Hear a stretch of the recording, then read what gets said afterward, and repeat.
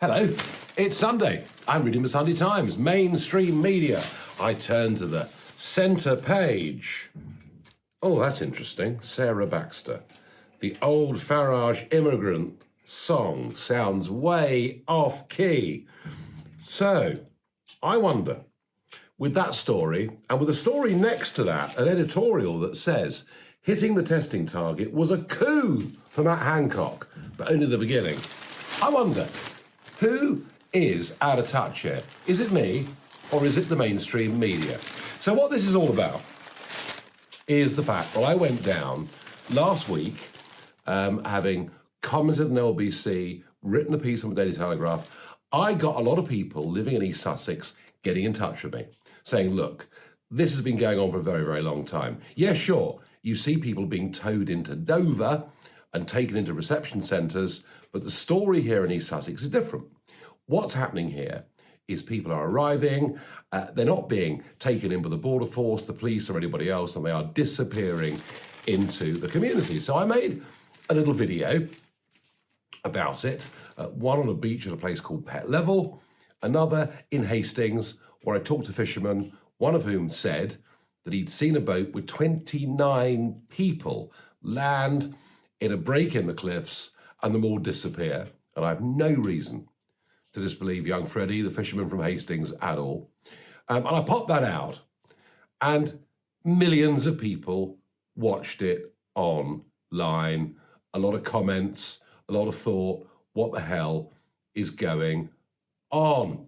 So I've been pursuing this, and in fact, wrote to the Home Office and asked them whether they accepted that migrants are not being caught, and whether they had an estimate of how many were unaccounted for, and what was being done to try and track down illegal immigrants that had evaded the border police. Well, the Home Office came back and said it is completely inaccurate to claim small boats are arriving into the UK every day.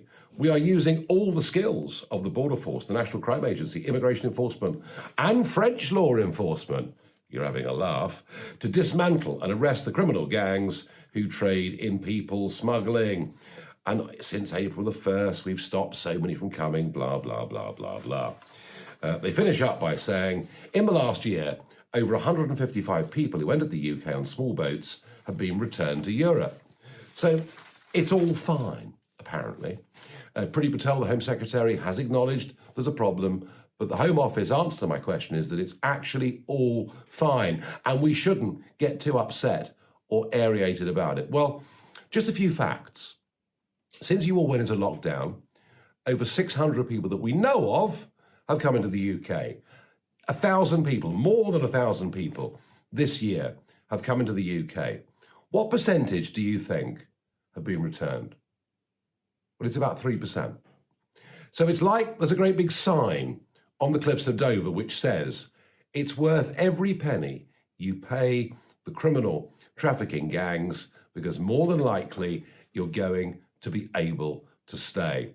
And the fact that Sarah Baxter, in the middle of the Sunday Times, can basically say, look, because so many people from migrant communities in the National Health Service are doing such a great job that in future we really, really, really shouldn't worry about immigration. This is not immigration, it's illegal immigration. It's people breaking into our borders. We have no idea who they are.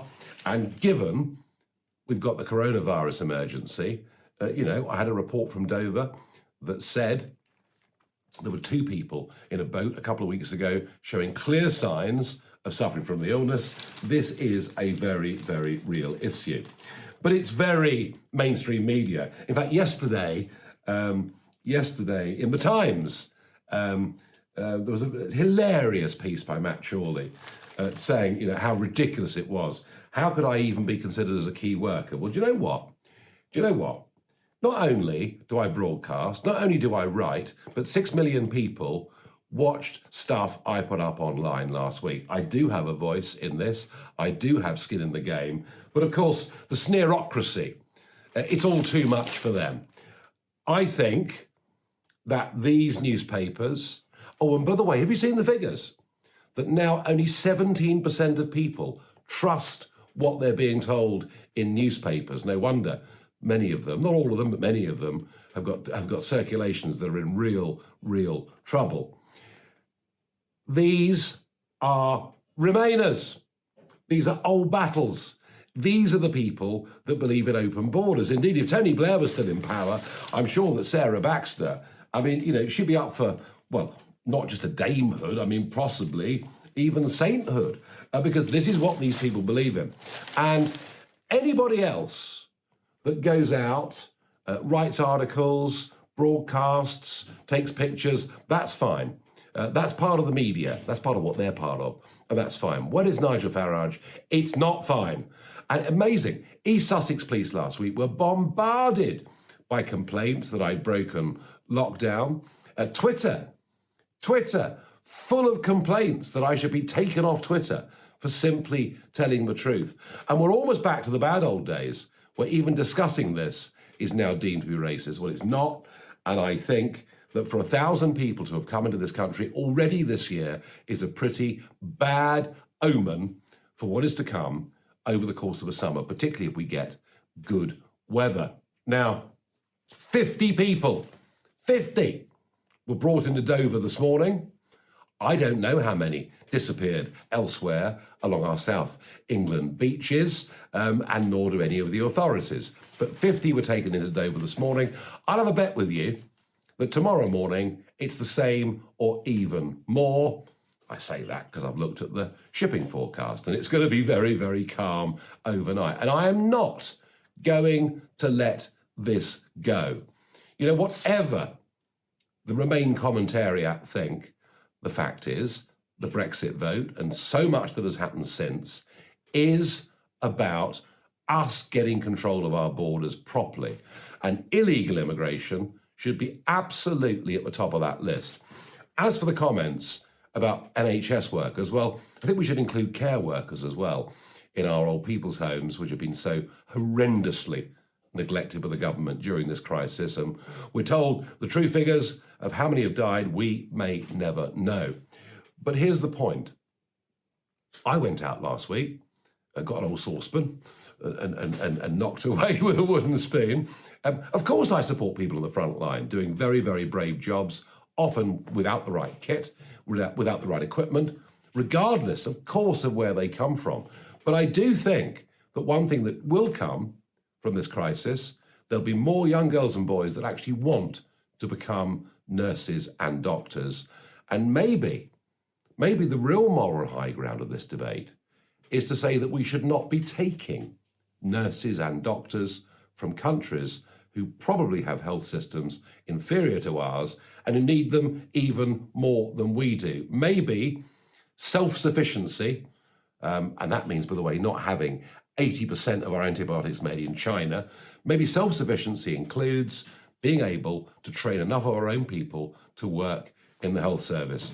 Now, to continue with my theme about mainstream media, and I'm not especially picking on the Sunday Times, but it just happens to work quite neatly, is that next to the old Farage immigrant story, next to that, we've got one of the editorials, which says, hitting the testing target was a coup, but only the beginning. So Matt Hancock, the government, having failed to hit its target of 25,000 tests a day, said in the first week of April, don't worry, there's no problem. It'll be 100,000 a day by the end of the month. And it was pretty clear with a few days to go that it wasn't going to be anything like 100,000. But they threw the kitchen sink at it. Goodness knows how much they spent. After all, Matt Hancock's job matters more than anything else, surely. And then he stood there, smirking on Friday. It's 120,000 tests that were done on the last day of April. Do you know how many it was? It was 73,000 tests that were done. The rest were in the post. Well, you've heard that story before, I'm sure. And yet, to my astonishment, the media all think he's pulled a rabbit out of the hat. The media all think he's done something absolutely fantastic. I think it is dishonest. I think if he worked in the private sector, he'd be kicked out, possibly even charged with being fraudulent. in terms of the returns that he was putting in to the bosses. And I find it almost hard to believe. No wonder only 17% of people think that now what they read in the newspapers is true and justified. So I could have got this completely wrong. I could be off beam. But if I see two articles in the centre page of the Sunday Times, one next to each other, both saying firstly that I'm wrong and that my view of 100,000 is wrong, I think I might just be right. Let me know. Please comment. Please get in touch. Please subscribe. Please keep in touch. Final thought. Don Bradman, the greatest cricketer, greatest batsman that ever lived, whose average in Test cricket was just under 100, suggested by a commentator that if Matt Hancock did the figures, it'd be 130. Just about says it all.